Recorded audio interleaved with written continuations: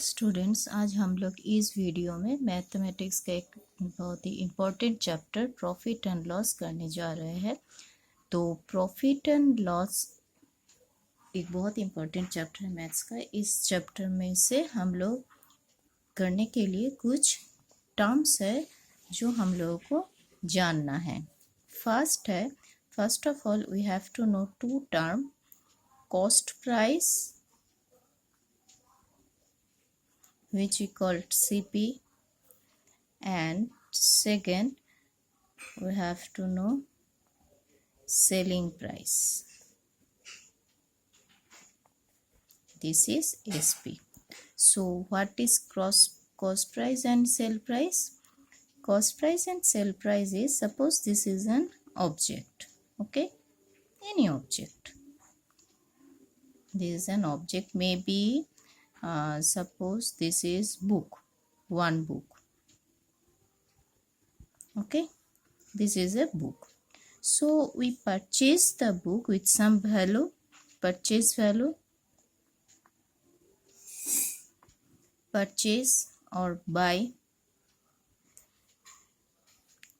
this book with some price, okay.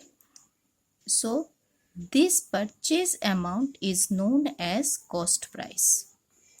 तो cost price मतलब क्या है? जिस अमाउंट से हम लोग कोई भी ऑब्जेक्ट खरीदते हैं तो उसको हम लोग क्या बोलते हैं? Cost price.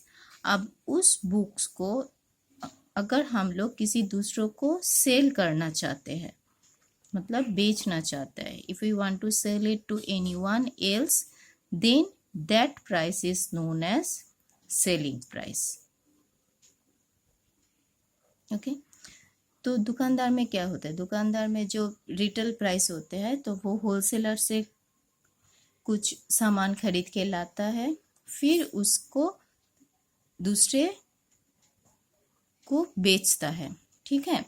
तो जब खरीद के जो लाता है वो होता है उसका कॉस्ट प्राइस, जैसे कि सीपी, और ये होता है सेल प्राइस। तो कोई भी ये बिजनेस का नॉर्मली तरीका है। तो हर बिजनेस में एक कॉस्ट प्राइस होता है, एक सेल प्राइस होता है। तो कोई भी बिजनेस में कोई नुकसान तो करना नहीं चाहेगा ना। तो इन जनरल क्या होता है, जब व्हेन सेल प्राइस, मतलब जब हम लोग जब सेलिंग प्राइस जो है, मतलब जब हम लोग सेल करेंगे, जिस प्राइस से हम लोग खरीदे सामान को उसके ज़्यादा पैसे से सेल करेंगे तो सेलिंग प्राइस क्या होगा? कॉस्ट प्राइस से ज़्यादा होगा। तब हम लोग क्या बोल पाएंगे इसको? तो ये होता है हम लोगों का प्रॉफिट, ठीक है। तो प्रॉफिट कब होता है? प्रॉफिट होता है जब whenever sale price is greater than cost price. अब अगर सपोज तुम्हारे पास कोई सामान बहुत दिन तक है तुम लोगों के पास, तो तुम लोग क्या करोगे? उस दुकान में वो वहाँ पे कोई नहीं खरीद रहा है, तो वहाँ पे दुकान में वो रह ही जा रहा है, ठीक है। तो उसको हम लोग क्या करेंगे? किसी भी दाम में बेच देंगे अगर कोई चाहेगा तो, क्योंकि उसका एक्सपायरी डेट भी ख़त्म हो जाएगा वगैरह वगैरह। तो फिर तब हम लोग क्या करते हैं? तब हम लोग ये सेलिंग प्राइस जो है वो थोड़ा कम दाम में भी हम लोग बेच देते हैं, मतलब कॉस्ट प्राइस जितना पैसे से हम लोग खरीदे हैं उससे कम प्राइस में हम इसको बेचते हैं। तो when selling price less than cost price होगा, तब क्या होता है? तो हमने उसको बेचा, पर जिस दाम से हम लोग उसको खरीदा उसे कम दाम से बेचा, तो हम लोग का क्या हुआ? लॉस हुआ, ठीक है। तो ये है हम लोगों का प्रॉफिट एंड लॉस। प्रॉफिट कब होता है?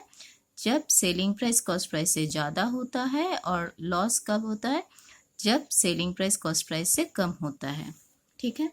अब एक आता है हम लोगों का प्रॉफिट परसेंटेज और लॉस परसेंटेज। परसेंटेज मतलब ये तो प्रॉफिट एंड लॉस हुआ। तो प्रॉफिट एंड लॉस हमेशा किस पे होता है? कॉस्ट प्राइस के ऊपर होता है, ठीक है।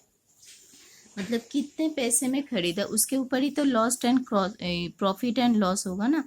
अगर हम लोग का कॉस्ट प्राइस कम है, सेल प्राइस ज़्यादा है, क्योंकि ये हम लोग खर्चा किए और ये हम लोगों को मिलने वाला है, तो जो खर्चा किए तो उसके ऊपर प्रॉफिट एंड लॉस आता है। तो cost price, profit and loss हमेशा कॉस्ट प्राइस के ऊपर डिटेक्ट होता है, ये दिमाग में रखना, ठीक है।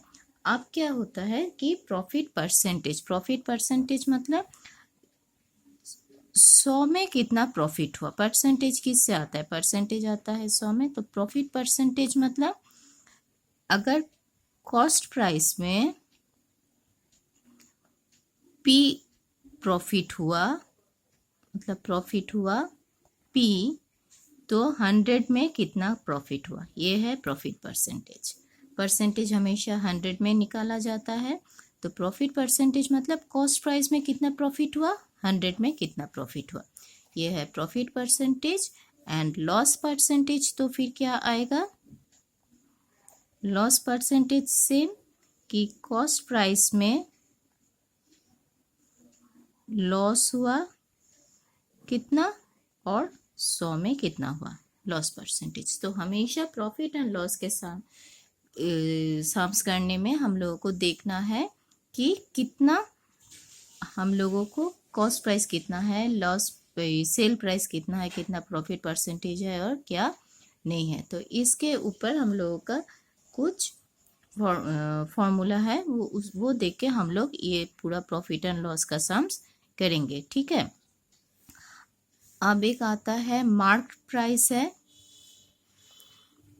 एक आता है, देखोगे तुम लोग जब सम्स करोगे मार्क प्राइस है क्या, मार्क प्राइस है कि हम लोग जो उसका प्राइस है सेल प्राइस, उसके ऊपर हम लोग थोड़ा एक्स्ट्रा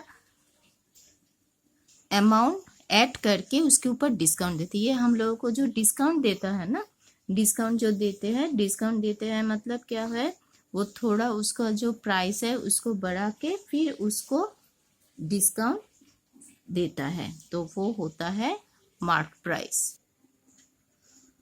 मतलब मार्क प्राइस क्या होगा, discount amount plus selling price, ये है मार्क प्राइस। मतलब सेलिंग प्राइस के अंदर ये डिस्काउंट अमाउंट दोनों को मिलके वो मार्क प्राइस कोई भी ऑब्जेक्ट का मार्क प्राइस देता है, तो फिर क्या होगा, तो हम लोग क्या बोलते हैं कि ये डिस्काउंट दे रहा है, मतलब अल्टीमेट ये सेलिंग प्राइस ही मार्क प्राइस हो जाता है, ठीक है। तो क्या क्या फॉर्मूला यहाँ पे यूज होता है देखे थोड़ा।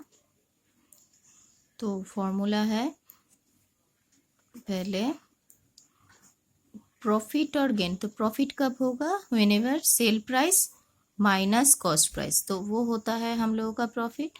मतलब कब होगा sale price minus cost price, जब सेल प्राइस कॉस्ट प्राइस से ज़्यादा है।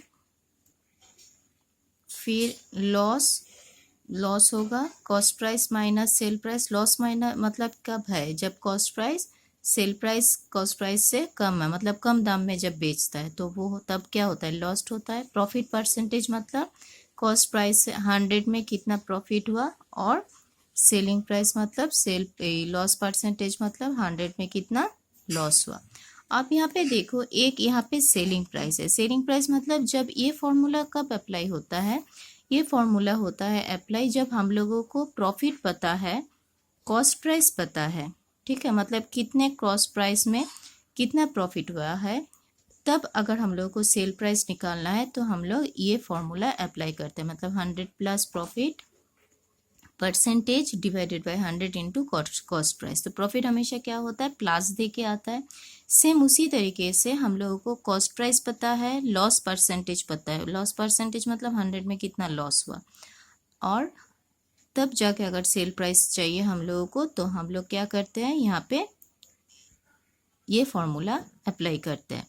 मतलब अगर सेलिंग प्राइस निकालना हो और हम लोगों को प्रॉफिट एंड लॉस पता है और कॉस्ट प्राइस पता है, तो we should use this formula.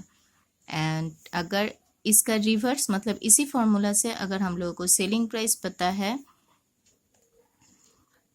और cost per profit and loss पता है, तो कॉस्ट प्राइस निकालने के लिए हम लोग ये दो फॉर्मूला यहाँ पे यूज़ करते हैं। ठीक है, तो ये फॉर्मूला हम लोगों को हमेशा याद रखना है। अब डिस्काउंट क्या है? डिस्काउंट हमने क्या बोले थे कि मार्क प्राइस है डिस्काउंट प्लस सेलिंग प्राइस। तो डिस्काउंट क्या है? Mark price minus selling price, ये है हम लोगों का डिस्काउंट। और एक है डिस्काउंट परसेंटेज, और डिस्काउंट परसेंटेज क्या है? Discount percentage equals to discount percentage मतलब 100 में कितना आता है। तो डिस्काउंट किसके ऊपर निकाला जाता है? मार्क प्राइस के ऊपर। तो मार्क प्राइस में कितना डिस्काउंट हुआ? 100 में कितना डिस्काउंट हुआ? ये है हम लोगों का डिस्काउंट परसेंटेज। ओके, तो ये फॉर्मूला अप्लाई करके हम लोग प्रॉफिट एंड लॉस का हर सम्स हम लोग कर सकते हैं। तो प्रॉफिट एंड लॉस सम्स करने के लिए हम लोग पहले कॉस्ट प्राइस और सेल प्राइस निकालेंगे, देखेंगे कितना प्रॉफिट है कितना लॉस है, फिर हम लोग ये फॉर्मूला अप्लाई करके कर सकते हैं। ओके, दिस फॉर्मूला हम लोग की नेक्स्ट वीडियो में हम लोग कुछ प्रॉफिट एंड लॉस के सम्स करेंगे। ओके।